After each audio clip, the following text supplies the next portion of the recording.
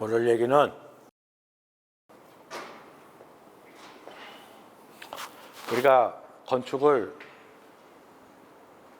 예술이라고 그러지. 그런데 그냥 건축이 그냥 기술이 아니라 예술이에요. 이거는 이제 건축하는 사람들이 나 잘났어, 나 잘났어 하는 뜻으로 쓰이는 말이기도 한데,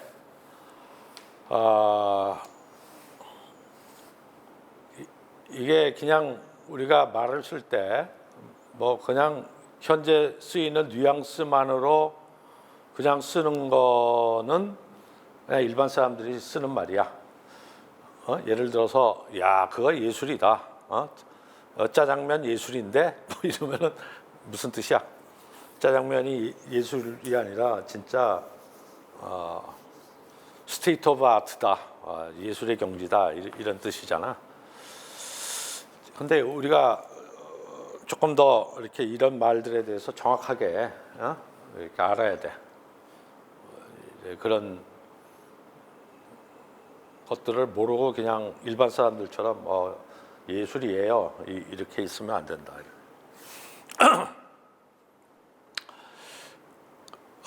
이게 역사적으로 살펴보면 예술이라는 말 자체가 아주 최근에 나온 얘기야. 18세기에 나온 얘기라고. 그 전까지의 예술이라는 의미는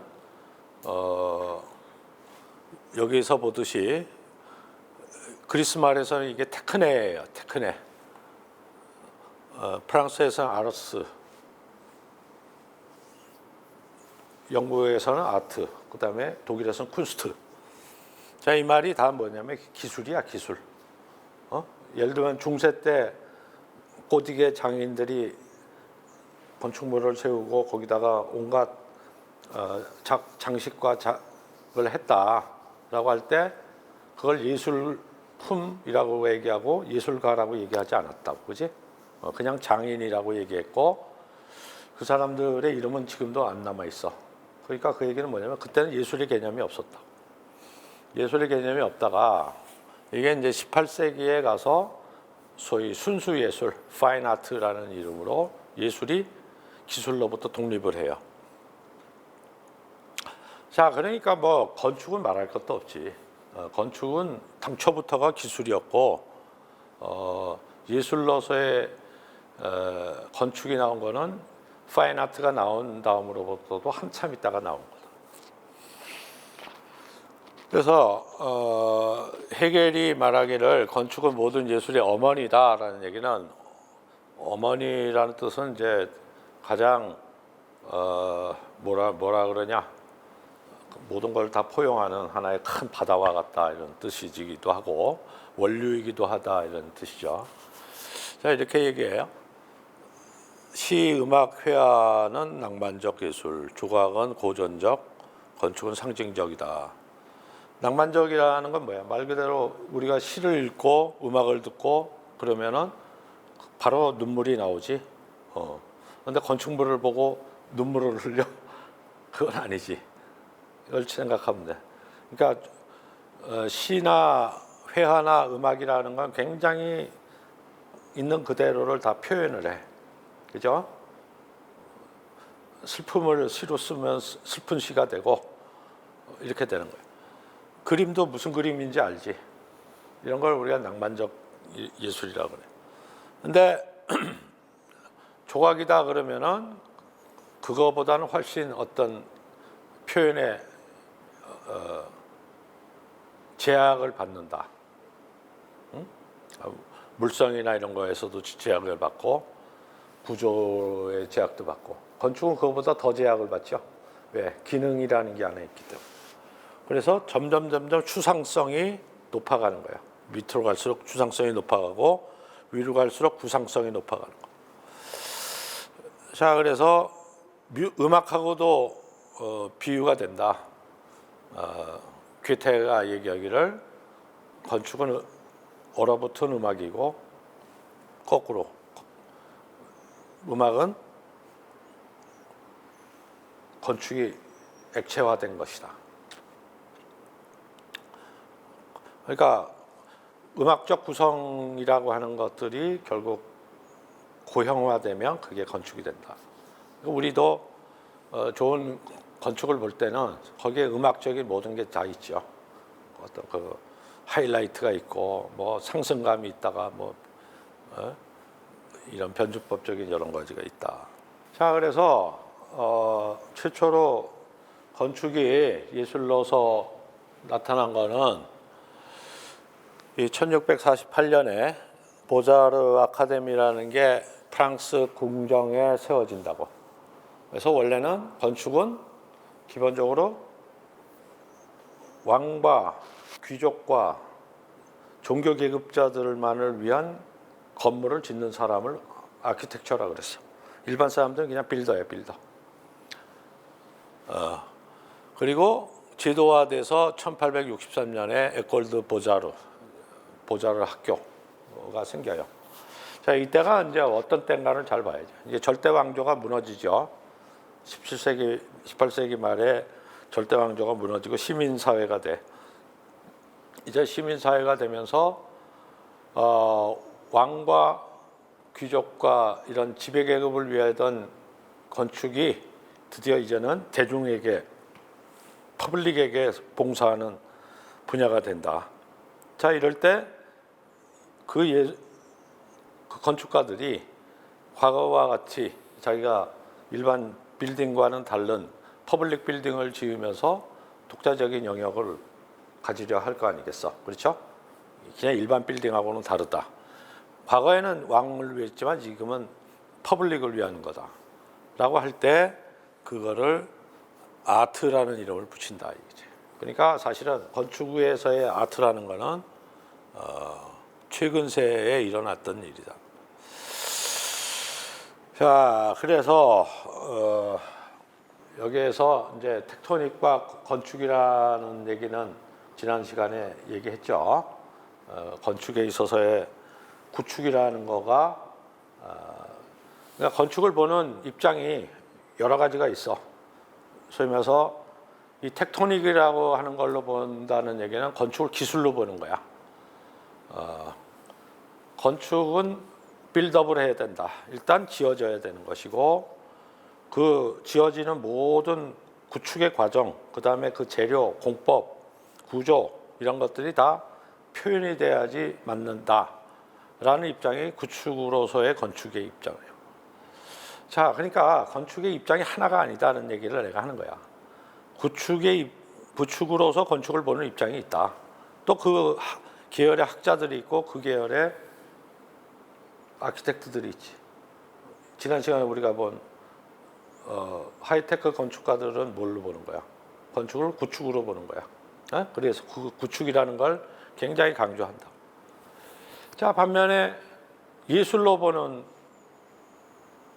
경향도 여전히 우리 건축의 반이야.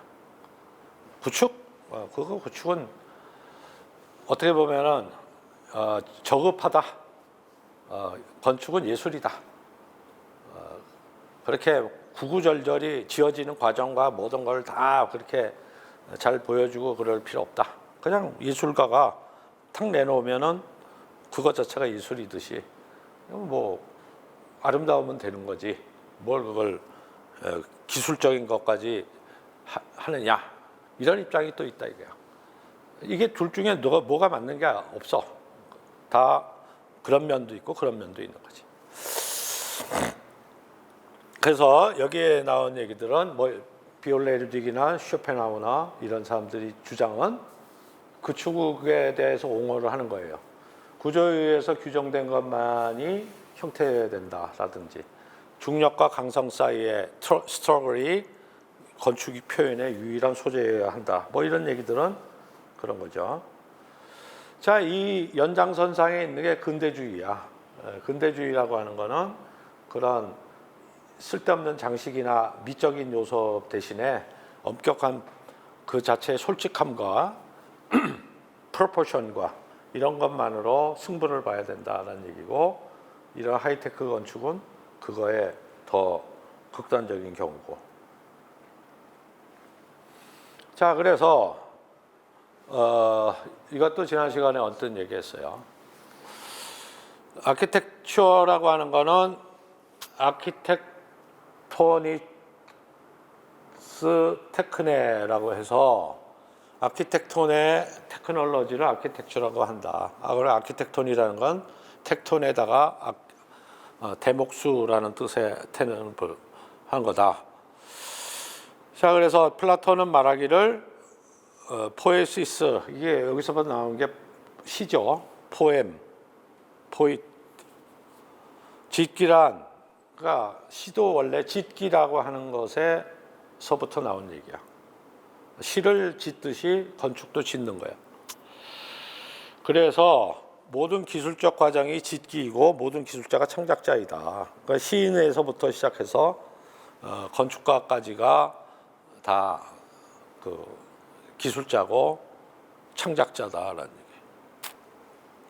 자, 근데 가라타니 고진이라는 사람이 있어요. 이제 일본의 영문학자인데 이 사람이 뭐 영문학도 하는데 철학자인데 이 사람이 쓴 책 중에 은유로서의 건축이라는 게 있어.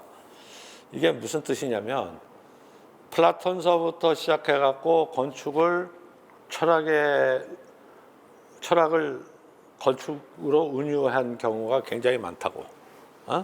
플라톤도 위에 그 얘기죠. 지난번에 얘기했지. 이렇게 구축한다는 측면에서 논리서부터 이렇게 해서 하나의 정리까지를 구축한다는 측면에서는 철학은 건축이다. 그 은유죠. 철학을 그 건축으로 은유한 거지. 반면에 현실에 있는 건축가는 열등한 직업이다. 왜냐? 왜? 플라톤이 생각하는 건축이라고 하는 거는 하나의 이데아가 있어, 이데아. 이게 우리로 치면 설계의 의도야, 의도. 설계 의도인데 이 설계 의도가 현실로 돼서 빌딩이 되는 순간에 어때요? 예를 들면 내가 이런 구조물을 지으려고 그래. 그림으로는 이게 그려져. 근데 실제로 이게 지구 중력을 받고 이렇게 되면 이거는 이런 두께가 안 나와. 뭐야, 한 이만큼 돼야 돼. 왜냐? 이게 옆으로 늘어나야 되고 여기서 밴딩 모멘트가 생기고 어쩌고저쩌고 해서 현실에서 이렇게 안 돼. 우리 이런 거 다 마찬가지죠. 아무리 이렇게 짓고 싶어도 사람이 살아야 되니까 저런 구형 건물은 지어질 수가 없고 시공상 안 되고 법규상 안 되고 예산상 안 되고 그러니까 결국 설계 의도라는 이데아가 현실에서는 손상된다. 그러므로 현실 건축가라고 하는 직업은 별 볼 일 없지만 이 이데아라는 거를 구축해 간다는 측면에서 철학과 같다. 건축은. 그렇게 얘기했죠. 그게 이제 은유로서의 건축이야. 그래서 이 고준이 얘기하기를 철학은 사실은 건축의 의지에 대한 다름의 이름에 지나지 않는다. 결국 건축을 하고자 하는 의지가 곧 철학이다 이거지. 아주 흔들리지 않고 도전받지 않는 탄탄한 여러 가지 진리에 근거해서 하나의 체계를 만드는 이 과정이 건축 과정과 같다. 그래서 은유로서의 건축은 모든 철학을 지배했다라는 얘기고, 그래서 은유로서의 건축을 또 얘기하는 사람도 있다.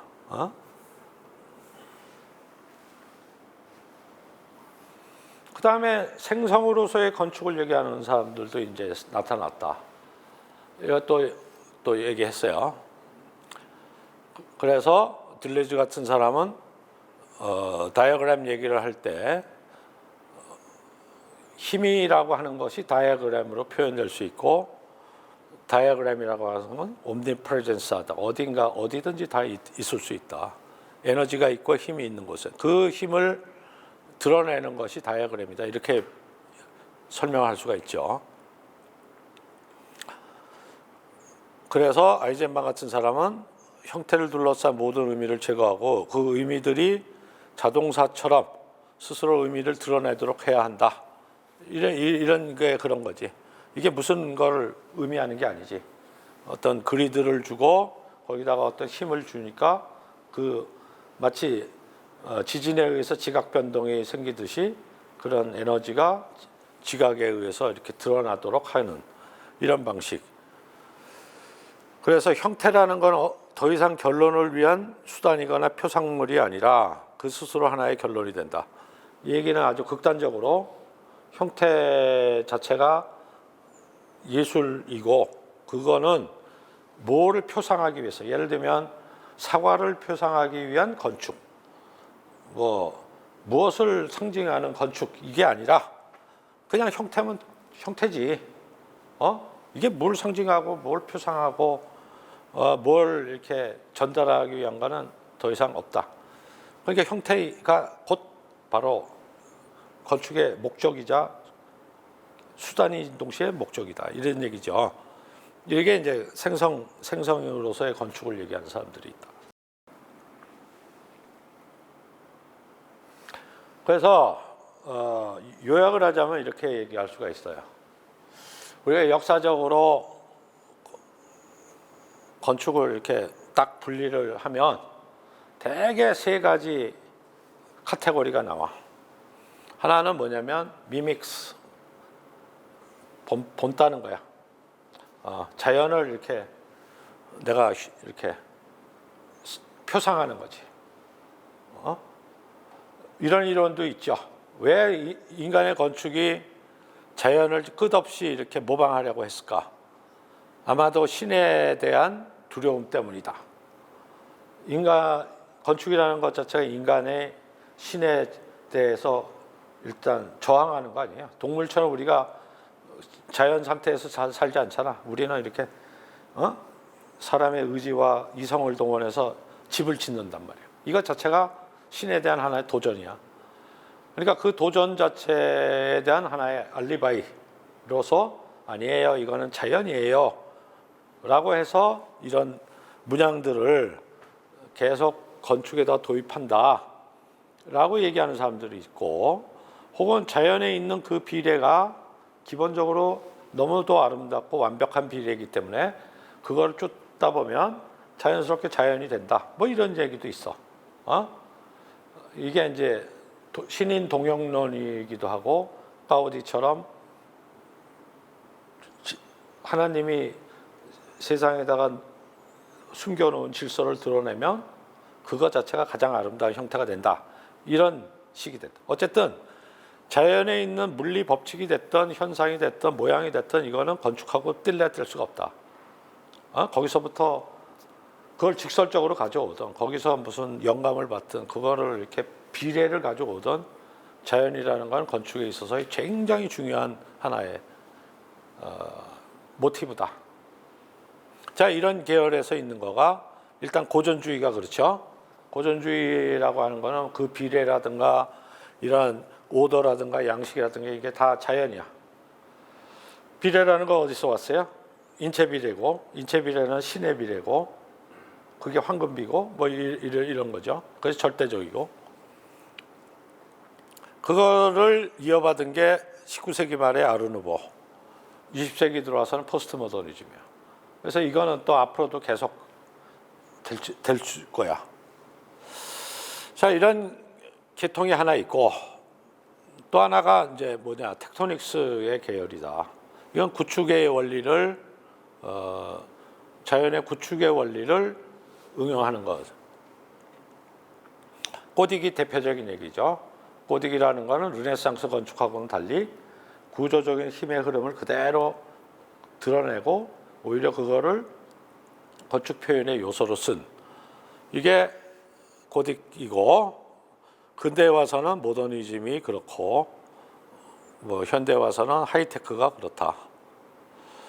자, 이거에 따르는 또 하나의 제3의 방법론이 있다면 그게 파라메트릭스다.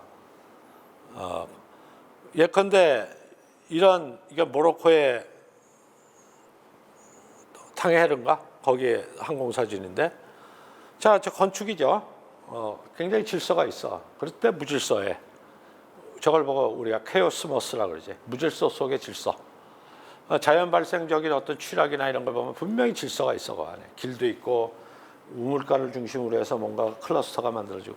그렇지만 거기에 무슨 큰 아키텍트가 계획해서 만든 게 아니지. 막 이렇게 벌집이든 개미집에도 다 질서가 있어. 그렇다고 무슨 지휘자가 있는 게 아니야. 자, 그렇게 스스로 생성하는 자연의 원리에 의해서 만들어지는 것을 원래 자연 발생적 건축이다 그러면 근대에서는 폼 파인딩이라고 그래서 프라이오토나 가우디 같은 사람들이 저걸 했고 현대 이제 21세기에 아주 유행하고 있는 우리 파라메트릭 건축들 이런 것들이 그걸 이루고 있다.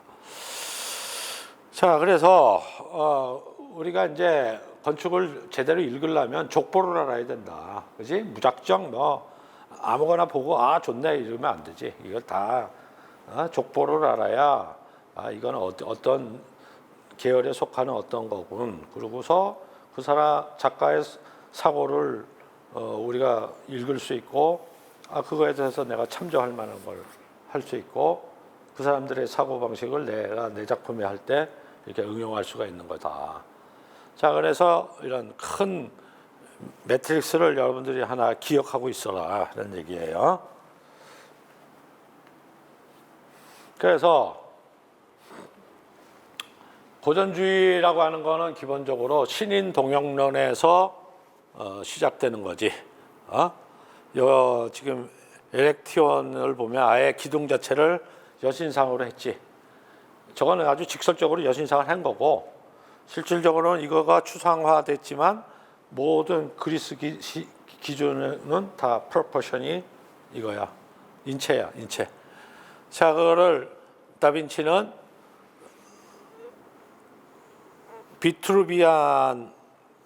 비트루비우스적인 인간이라 그래가지고 비트루비우스가 지금 이렇게 말했죠. 인체 건축의 비례를 신전 건축에 써야 된다. 얘기예요.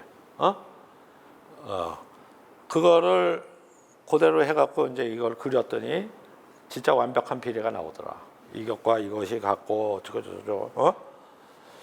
자, 그러니까 신앙을 가진 사람은 당연히 믿을 수밖에 없지. 이런 완벽한 비례를 거저 나왔을 리가 없다. 이거는 하나님이 분명히 만든 것이고 하나님이 자기의 어떤 타이폴로지를 따라서 만들어냈을 것이고 그건 하나님의 비례이고 그러므로 이거는 절대 무오하다. 이런 믿음이라고 하는 것들이 바탕에 깔려 있다. 그래서 고전주의가 그리스 로마 때부터 지금까지 가장 건축의 근본을 이루고 있는 것이죠. 그래서 이거는 르네상스 때 다시 리바이벌이 되고 뭐 사실 이런 것들은 이 기둥이 구조적인 기둥이 아니지 아무 의미도 없는 기둥이지만 저런 것들은 다 아름다움과 비례를 확보하기 위해서 한 거고 더 나가서 이제 뭐 아예 구조는 싹 은폐되고 오로지 장식만으로 이루어지는 바로크 로코코까지 간다라고 할 때 이 입장은 뭐예요?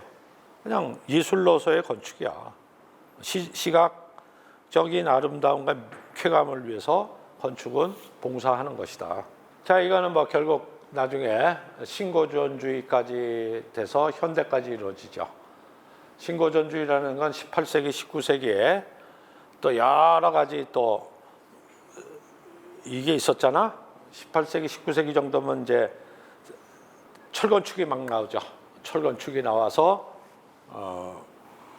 대형 건물 같은 것들이 다 철로 지어지고 철은 기본적으로 강도가 강하기 때문에 이 프로포션이 돌 같은 프로포션이 필요하지 않지. 아주 가늘게도 할 수 있지. 그러니까 고전주의적인 비례라고 하는 게 다 도전받는다. 자, 그렇게 되는 경향으로 하나의 줄기가 근대건축, 현대건축으로 오는 거고요.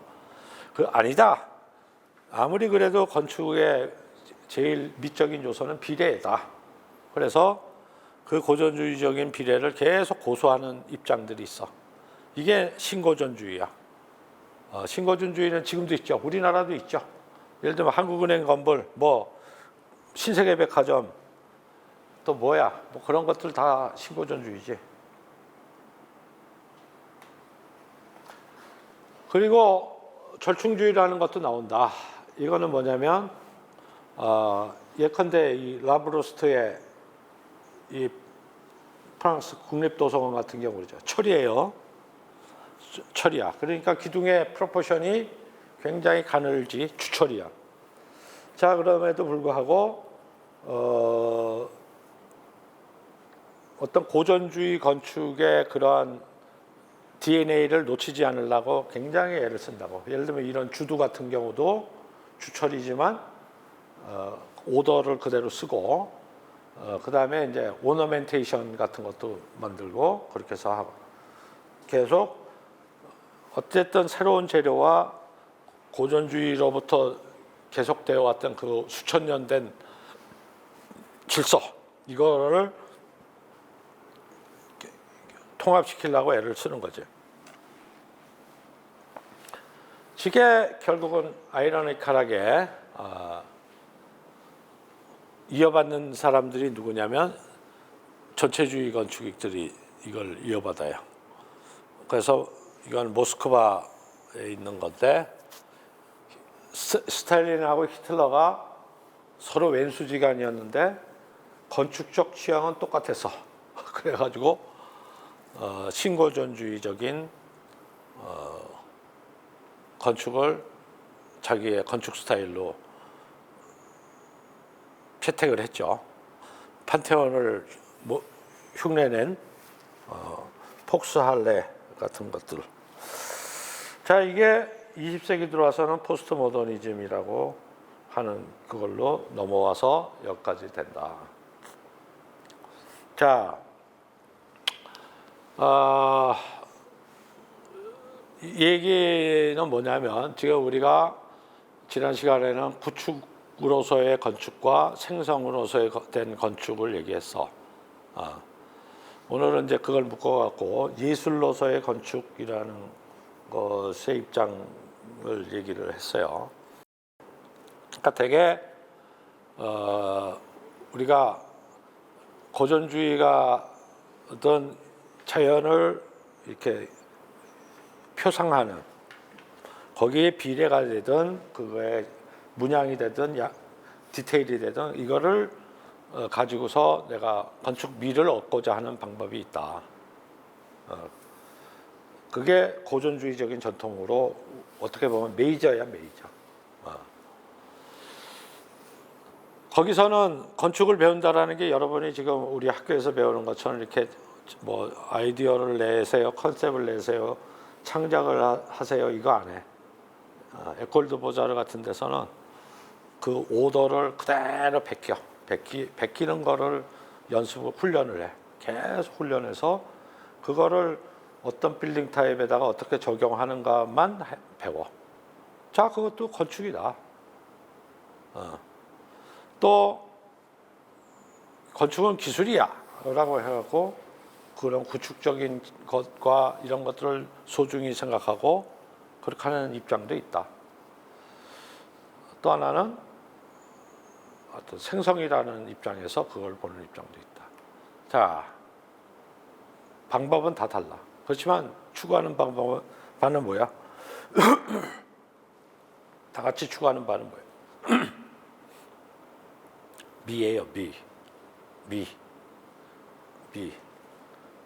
아름다움을 추구하기 위해서 하나는 자연을 따오고 하나는 자연의 구축 원리를 이렇게 적용하고 하나는 자연 발생적인 어떤 그 발생 자체가 여기에서 드러나게 하고 무엇 때문에? 미 때문에. 그러니까 미를 안 갖추면 이거는 건축이 아니야. 그게 아니고 그거 아니면 예술이 아니야. 왜 우리가 이 건축을 자꾸 예술이냐 그러냐? 건축가들이 머리 기르고 예술가처럼 살아서가 아니야. 건축은 미.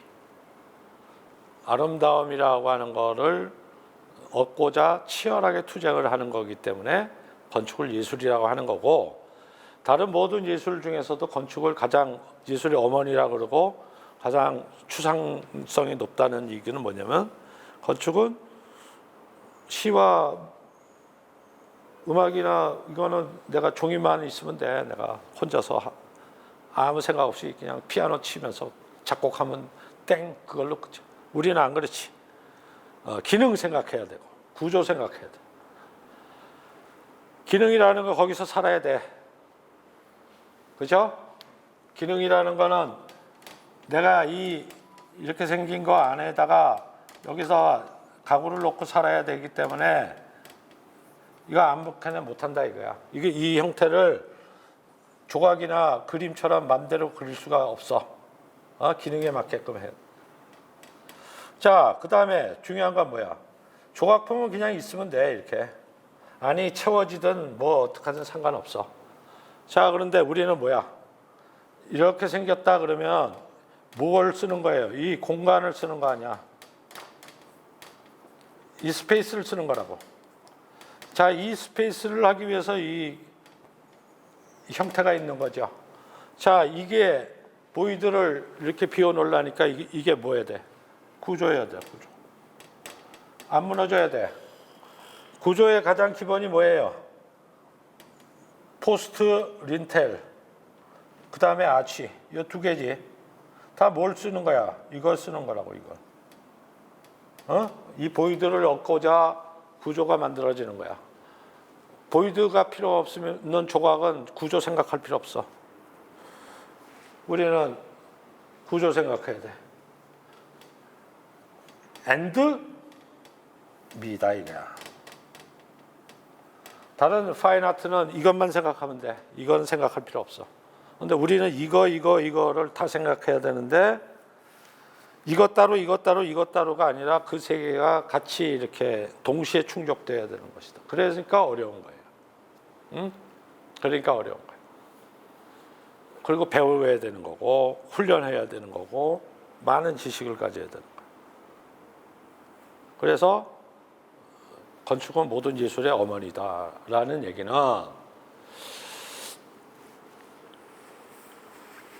아름다움을 쫓는 측면에서는 예술이 있지. 그러나 아름다움을 쫓는 것만 갖고는 안 되는 다른 것들이 있다.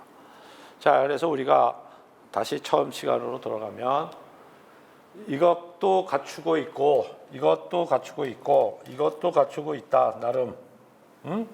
나름. 뭐 예를 들면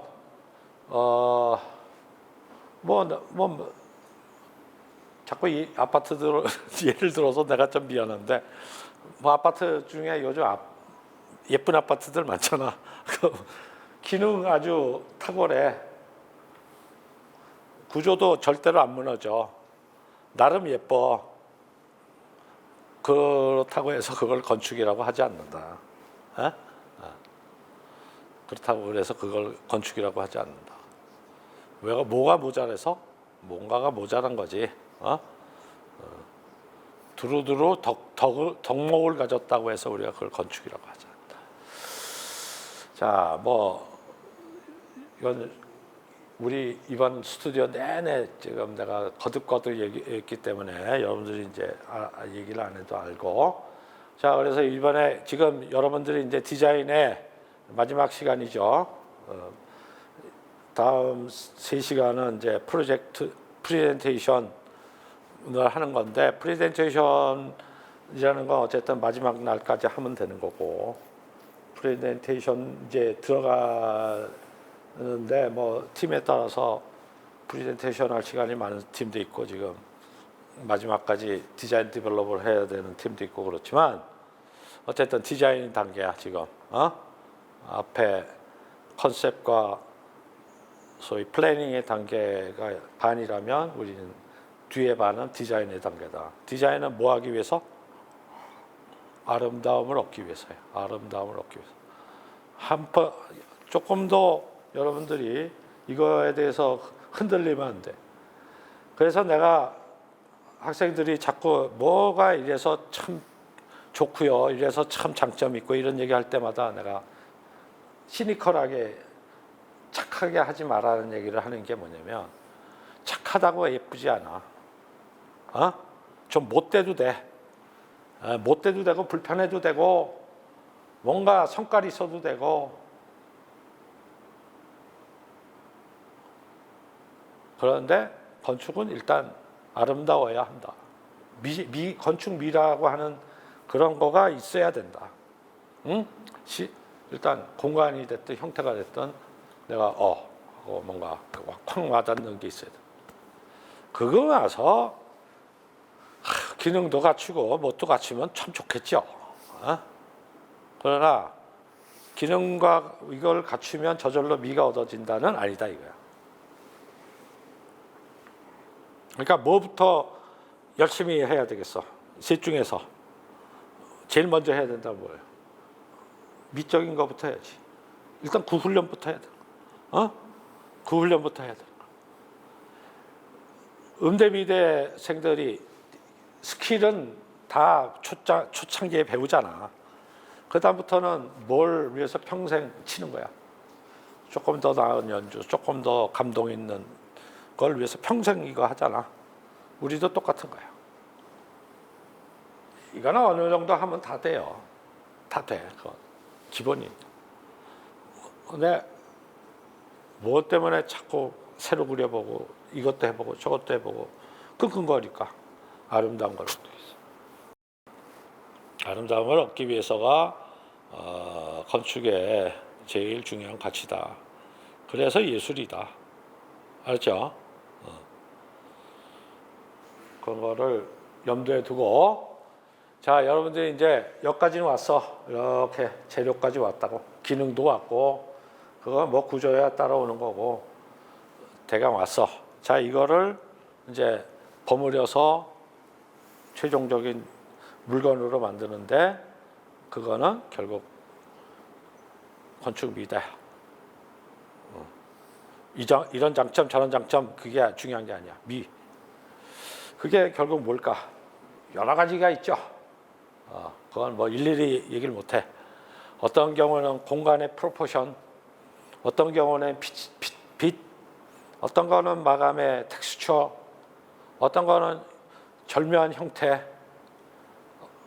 어떤 거는 아주 뭔가 놀램을 주는 어떤 조합, 이런 여러 가지 미적인 요소들이 있다. 그런 거를 얼마큼 잘 내가 성취할 수 있는지를 한번 보자. 이거를 지금 이 단계에서 이제 하는 겁니다.